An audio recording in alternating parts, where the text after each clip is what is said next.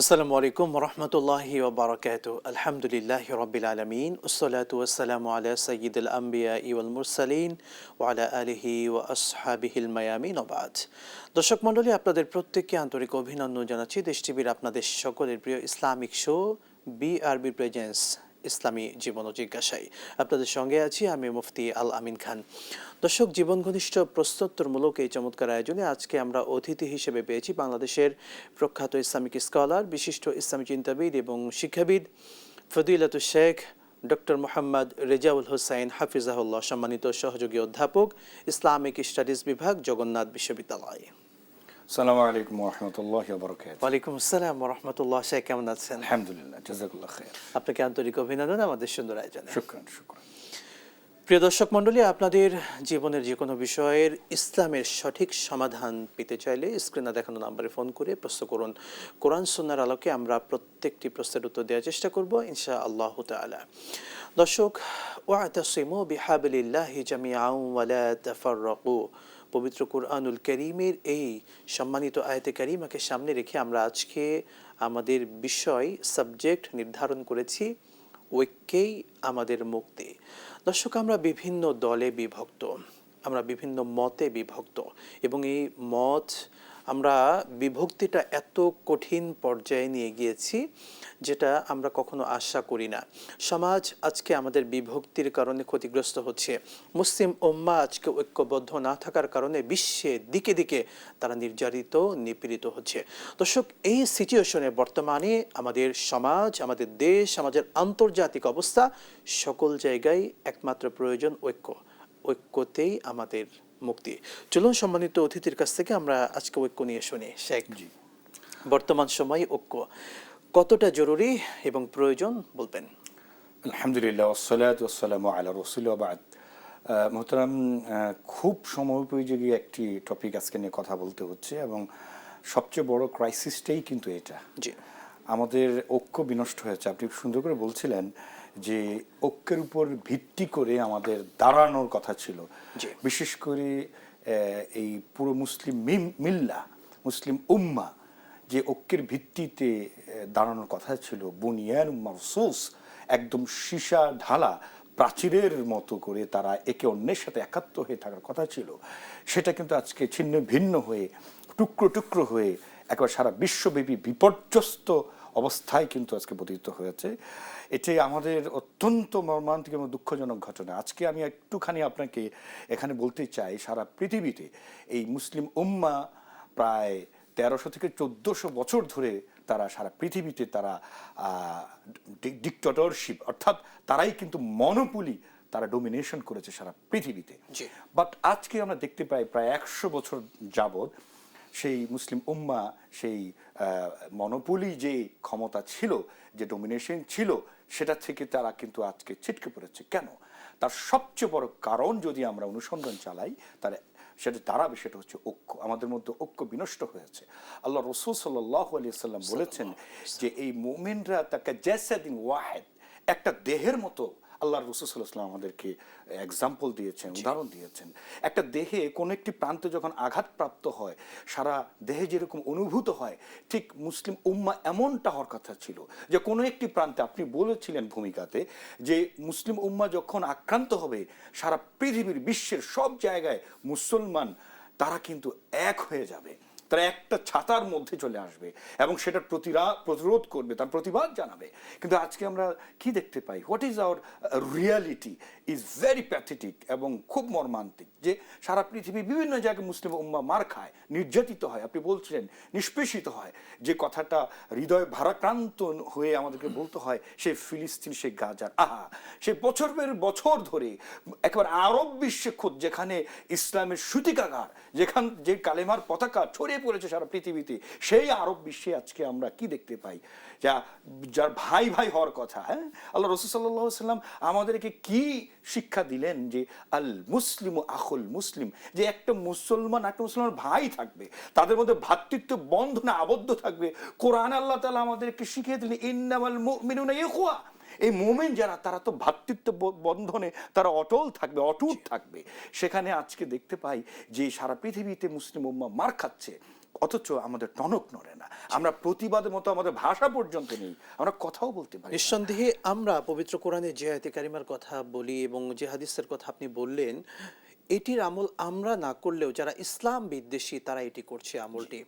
যদি বিশ্বের কোথাও একজন নন মুসলিম আক্রান্ত হয়, ব্যথিত হয়, পুরো বিশ্বের নন মুসলিম তারা কিন্তু দাঁড়িয়ে যায়, যেটি আমাদের তারা এক, কিন্তু এক হচ্ছে। এবং আপনি ঠিকই বলেছেন, আমরা আজকে পত্রপত্রিকা মিডিয়ার মাধ্যমে দেখি যে তারা কিন্তু তাদের যে অধিকার এবং তাদের দাবিতে তাদের কোনো এক জায়গায় অধিকার ক্ষুণ্ণ হলে তারা সোচ্চার হয়ে যায়, কিন্তু আমরা সেটা দেখাতে পারি না। অথচ এই ঐক্যের দাগ কিন্তু যে কোরআনে আয়াতটি দিয়ে আপনি শুরু করেছেন, এখানে আল্লাহ তাআলা কি বলে দিলেন, এখানে যে তাৎপর্য আয়াতটি, আল্লাহ প্রথমে কিন্তু আমর ব্যবহার করেছেন, অর্ডার, যে ওয়াতাসিমু, তোমরা আল্লাহর রুজ্জুকে ধরে আঁকড়ে ধরো সবাই মিলে, ওয়ালা তাফাররাকু, এখানে আবার নেহি করেছেন, অর্থাৎ নিষেধাজ্ঞা সূচক আল্লাহ তাআলা ব্যবহার করেছেন, যে তোমরা আবার পরস্পর বিচ্ছিন্ন হয়ে যেও না। আল্লাহ বলতে পারতেন যে তোমরা এক থাকো, তোমরা ঐক্যবদ্ধ হয়ে এই হাবলুল্লাহ মানে কোরআনকে আঁকড়ে ধরো, এটা বলেই কিন্তু হয়ে যেত। কিন্তু আল্লাহ আরো বলে দিলেন, আরো নিষেধাজ্ঞা করে দিলেন যে না,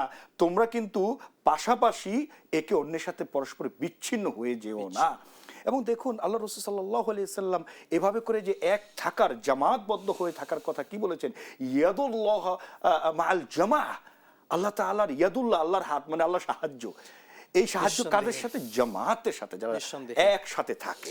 খুবই চমৎকার বলছিলেন শেখ। জানতে চাওয়া, বর্তমানে আমরা আলেম সমাজ যারা বলি, যারা এই দেশের অন্যতম একটি জায়গায় আছেন, সেই আলেম সমাজের মাঝে অনৈক্য আমরা দেখতে পাচ্ছি এবং খুবই প্রকট আকার ধারণ করেছে। আলেমদের মাঝে এই যে অনৈক্য কেন হচ্ছে, সমাধান কোন পথে? আপনি খুব বাস্তব কথা বলেছেন।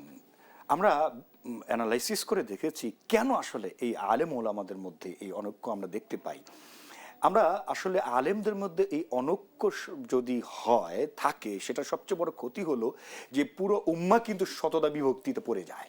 তারা কিন্তু বিভিন্ন ফেরকায় তারা সেটা এত বেশি পরিমাণ অটল হয়ে যায়, এত বেশি উগ্র হয়ে যায়, অ্যাগ্রেসিভ হয়ে যায়, তারা মনে করে যে ইসলামের চাইতে তার যে ফেরকা সেটাই সমুন্নত রাখতে হবে, এমন পর্যায়ে কিন্তু চলে গিয়েছে। সেই হিসাবে অ্যানালাইসিস করে আমরা দেখেছি যে আলেম ওলামাদের মধ্যে অনেকের কয়েকটি কারণ। একটি হচ্ছে যেই কারণটিকে আসলে কারণ ধরা উচিত ছিল না, সেটা হচ্ছে ফিকহি এবং মাযহাবগত যে মতপার্থক্য, এটা থাকতেই পারে। এই ইখতিলাফ থাকাটা সৌন্দর্য ইসলামের, তাই না? এবং স্কলারগণও কিন্তু সেটাই বলে যাচ্ছেন, আমাদেরকে জানান দিচ্ছেন যে আমাদের মধ্যে ফিকহি অর্থাৎ ইজতিহাদমূলক, গবেষণামূলক বিভিন্ন স্কুল অফ থটের মধ্যে পার্থক্য থাকবে, এটা সৌন্দর্য। কিন্তু সেই পার্থক্য করতে যেয়ে সেটাকে এমন এক্সট্রিম লেভেলে আমরা অনুসারীরা পৌঁছে গিয়েছি যেন একে অন্যের সাথে আমরা শত্রুতায়, যেন একজন আরেকজনকে কাফের ফতোয়া দিতে আমরা একটু পিছপা হই না, একটু আমরা দ্বিধা করি না। এভাবে করে একটি আমাদের মধ্যে বিশাল বিভক্তি তৈরি হচ্ছে। আরেকটি হচ্ছে বলতে হয়, সেটা খুবই মর্মান্তিক বাস্তবতা, সেটা হচ্ছে যে রাজনৈতিক এবং দলীয়ভাবে এটা লেজুর ভিত্তিক হওয়ার কারণে আমাদের কারো আলেম ওলামাদের মধ্যে আমাদের মধ্যে সেই বিভক্তিটা দেখি। এটি একটি কারণ বিশেষজ্ঞরা বলেন। আরেকটা অ্যানালাইসিস করে তো আমরা বলতে পারি, সেটা হচ্ছে যে নিজেদের একটা আত্মম্ভরিতা, অহমিকা, অন্যকে সম্মান না দেয়া, অর্থাৎ একজন আলেম তার আরেকজন আলেম ভাইকে ঠিক তার চাইতে বেশি সম্মানের অধিষ্ঠিত হওয়ার কথা ছিল, শ্রদ্ধা বেশি জানানোর কথা ছিল। কিন্তু এই যে পারস্পরিক সহনশীলতার জায়গাটা আমাদের আলেম ওলামাদের, আমি মোটা দাগে সবাইকে বলবো না, আমাদের কারোর মধ্যে কিন্তু আমরা আমাদের চিন্তা যেন এসেছে আনা খায়রুম মিন। একদম আপনি ঠিক বলেছেন, আল্লাহ মাফ করুক। এই যে নিজেকে সুপারিয়রিটি মধ্যে নিয়ে যাওয়া, নিজেকে বেশি তার চেয়ে বড় মনে করা, এটা তো অহংকারের মধ্যে পড়ে। এটা কিন্তু হারাম। আল্লাহ তাআলা সে অহংকারীকে ভালোবাসেন না। কোরআনে বহু জায়গায় আল্লাহ তাআলা শয়তানকে কিন্তু এই কারণে, অহমিকার কারণে, এই তার নিজেকে বড় ভাবার কারণে কিন্তু তাকে বহিষ্কৃত, অভিশপ্ত করা হয়েছে, স্খলিত তাকে করা হয়েছে, এবং সারা পৃথিবীর জন্য তাকে শয়তানের ভূমিকা তাকে অধিষ্ঠিত করা হয়েছে শুধুমাত্র অহংকার। আবা ওয়াস্তাকবার ওয়া কানা মিনাল কাফিরিন, এই যে অহংকার করলো। সুতরাং আমরা যত বড় আলেম হবে সে তত বেশি বিনয়ী হবে, তাওয়াদু হতে হবে, তার মধ্যে অনেক বেশি। আমরা উদাহরণটা এভাবে দিয়ে অনেক মনীষীরা দিয়ে থাকেন, যে গাছে অনেক বেশি ফল থাকে সেই গাছ কিন্তু নুয়ে পড়ে, সে কিন্তু মাথা উঁচু করে যদি দাঁড়ানোর চেষ্টা করে, ঝড়ে কিন্তু ফলগুলো পড়ে যায়। আপনি চমৎকার একটি আমরা শেখ শুনবো আপনার থেকে আরো বিরতির পরে ইনশাআল্লাহ। প্রিয় দর্শক মণ্ডলী, দেশ টিভির আপনাদের প্রত্যেকের প্রিয় ইসলামিক শো বিআরবি প্রেজেন্স ইসলামী জীবন ও জিজ্ঞাসার আমরা এই পর্যায়ে নিচ্ছি একটি বিরতি এবং মাগরিবের সালাতের জন্য আমরা সকলকে সময় দিচ্ছি। সালাতের পরে আমাদের পুনরায় দেখা হবে। যুক্ত থাকুন আমাদের সঙ্গে আবার ইনশাআল্লাহ।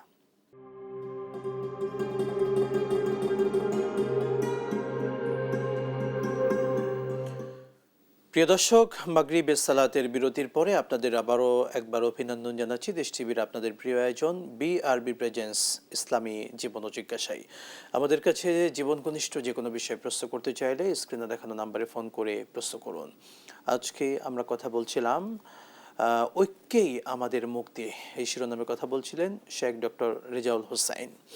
শেখ, আপনাকে অভিনন্দন। এবং আমরা যে বিষয় নিয়ে কথা বলছিলাম, বর্তমান সময়ে অনেকের কারণে সমাজ কিভাবে ক্ষতিগ্রস্ত হচ্ছে? অনেক বড় একটা কারণ যেটা আমরা যদি বলি, এবং সমাজ সেই জন্য ক্ষতিগ্রস্ত হচ্ছে। এবং আপনি এর আগেও যে প্রসঙ্গটি এনেছিলেন সেটা হচ্ছে আলেম ওলামাদের মধ্যেও যে বিভক্তিটা আমরা দেখি, সেক্ষেত্রে সমাজের বিশেষ করে মুসলিম মিল্লা বা উম্মার যে ক্ষতি সেটা কোরআন থেকে আমরা নেই। আল্লাহ তাআলা সেটা বলে দিচ্ছেন। আল্লাহ বলছেন যে ওয়ালা তানাজাউ, তোমরা এই কলহ বিবাদ করো না, তোমাদের মধ্যে এই ফেরকা, এই যে দ্বন্দ্ব, তোমাদের মধ্যে বিভক্তি, এটা করো না। যদি করো তাহলে আল্লাহ তাআলা বলছেন তাহলে তোমরা দুর্বল হয়ে পড়বে, ফাতাফশালু, তোমরা দুর্বল হয়ে পড়বে, ও তাযহাবা রিহুকুম, এবং তোমাদের শক্তি, তোমরা দুর্বল হয়ে পড়বে, তোমরা হীন হয়ে পড়বে, তোমরা অপমানিত হবে, লাঞ্ছিত হবে, এবং তোমরা মানুষের সামনে, জুলমের সামনে এবং অন্যায়ের সামনে মাথা উঁচু করে দাঁড়াতে পারবে না। আল্লাহ তাআলা বলে দিচ্ছেন যে সেটা হচ্ছে কিনা, এবং বাস্তবতা তাই হচ্ছে যে বিভিন্ন জায়গায় জুলমের শিকার হয় মুসলিম উম্মাহ। কিন্তু এই যে অনৈক্যের কারণে এবং তারা যে ঐক্যবদ্ধ না, সেই জন্য কিন্তু তারা শিকার হচ্ছে, সব জায়গায় শিকার হচ্ছে। এবং এটা ক্রমাগত আপনিও বলছেন যে প্রকট থেকে প্রকটতর হচ্ছে। তো সেই জন্য যেটা করতে হবে, আমি বলবো যে আল্লাহ তাআলা কোরআনে কিন্তু বলেছেন আমাদের মধ্যে আলেম এবং ওলামা, বিশাল দায়িত্ব তাদের। তারা তাদের মধ্যে ফিকহি ইখতিলাফ থাকবে এবং বলে দেওয়া হবে তারা যারা অনুসারী যে আমাদের মধ্যে এই যে মতানৈক্য আছে, সেটা কিন্তু এমন না যে আমাদের মধ্যে বিভক্তি তৈরি করবে, আমরা এক থাকবো, কিন্তু আমাদের মধ্যে ইজতিহাদমূলক আমাদের মধ্যে কি থাকবে, মতপার্থক্য থাকবে। এই জন্য আল্লাহ তাআলা কোরআনে কিন্তু আল্লাহ তাআলা স্পষ্ট বলেছেন ওয়ালা তাকুনু কাল্লাযিনা তাফাররাকু, তোমরা তাদের মতো হয়ো না যারা পরস্পর বিচ্ছিন্ন হয়েছে, এবং ওয়াখতালাফু, যারা একে অন্যের সাথে মতানৈক্য করেছে, কখন মিন বা'দি মা জাআহুমুল বায়িনাত, অর্থাৎ আল্লাহর কোরআনের মতো এরকম একটা বায়িনাত, স্পষ্ট দলিল বর্ণনা আসার পরেও তোমরা তোমাদের মধ্যে বিচ্ছিন্ন হও না এবং ইখতিলাফ করো না। আমাদের আলেম ওলামা সবাইকে এই ব্যাপারে সোচ্চার হওয়া দরকার, আয়াতের ব্যাপারে সোচ্চার হওয়া দরকার। শুধু আয়াতের বা নসিহা না, আমলের দিকেও সোচ্চার হওয়া, নিজে আমলে আনতে হবে, নিজেদের অন্তত স্বার্থ বিসর্জন দিয়ে হলেও এই পথে নামতে হবে। সে একটু বলতে চাই, সবশেষ স্বল্প কথাই বলবেন, ঐক্য ছাড়া আমরা কি মুক্তি দেখি বা মুক্তি সম্ভব আমাদের? কখনোই সম্ভব না, একেবারে স্পষ্ট ভাষায় বলে দিচ্ছি। এবং আল্লাহ রাসূল সাল্লাল্লাহু আলাইহি ওয়াসাল্লামের হাদিস যে আলাইকুম বিল জামাআ, তোমরা জামাতবদ্ধ হয়ে থাকো, ওয়া ইয়াকুম আল ফুরকা, তোমরা এই ফেরকা থেকে, বিভক্তি থেকে তোমরা দূরে থাকো, বেঁচে থাকো। আল্লাহ রাসূল সাল্লাল্লাহু আলাইহি ওয়াসাল্লাম একেবারে সাবধান বাণী, জামাতবদ্ধ হয়ে থাকো এবং বিভক্তি থেকে, অনৈক্য থেকে তোমরা দূরে থাকো, বিরত থাকো।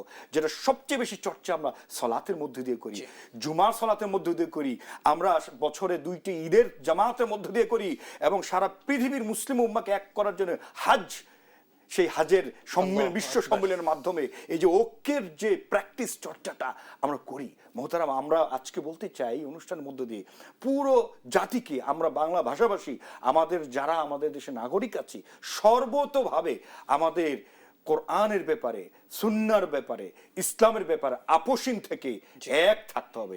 একেবারে কঠিন সীসাডালা প্রাচীরের মতো আমাদেরকে দেহের মতো এক হতে হবে। কোনো মুসলমান ভাই কোথাও যে কোনো আক্রান্ত হবে, আমরা যেন সোচ্চার হয়ে যাই।